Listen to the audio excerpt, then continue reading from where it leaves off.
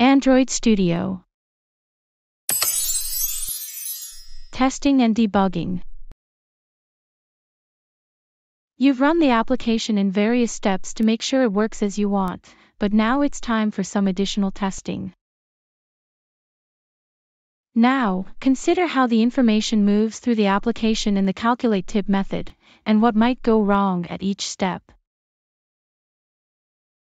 For example, in this line of code, what happens if string in text field doesn't represent numbers? What happens if the user doesn't enter any text and the string in text field is empty?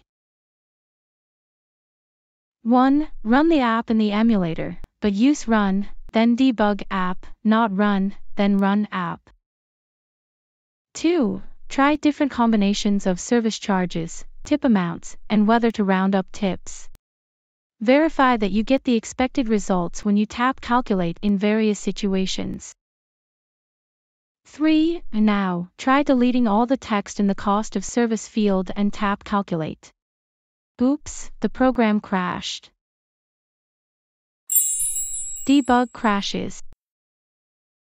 The first step in handling an error is figuring out what's going on.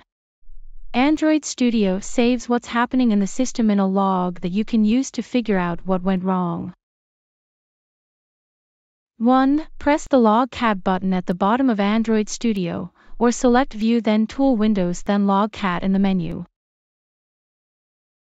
2. The logcat window will appear at the bottom of Android Studio filled with some strange-looking text. The text is a stack trace listing the method that was being called when the crash occurred. 3. Scroll up in the logcat text until you find the line containing the fatal exception text. 4. Read down until you find the line containing the number format exception. Shown on the right is an empty string. The type of exception tells you it has something to do with the number format, the rest tells you the basics of the problem. An empty string was found when it should have been a string with a value. 5. Read on and you'll see some calls to parse double. Below these calls, find the line containing calculate tip. Note that it also contains the main activity class. 6. Looking closely at the line. And you can see the exact place in the code where the call is made, which is line 23 in mainActivity.kt. This line will convert the string to double and assign the result to the cost variable. 7. Find the toDouble method for working with strings in the Kotlin documentation. The method is called string.toDouble. 8. The page says exceptions. Number format exception, if the string is not a valid representation of a number.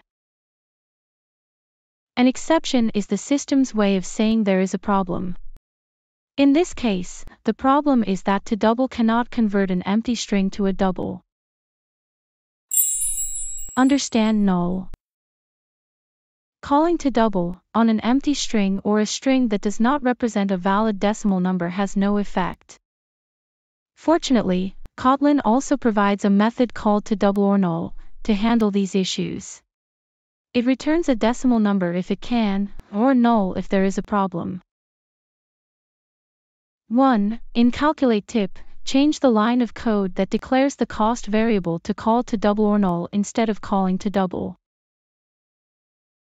2. After that line, add a statement to check if cost is null, and if so, return from the method.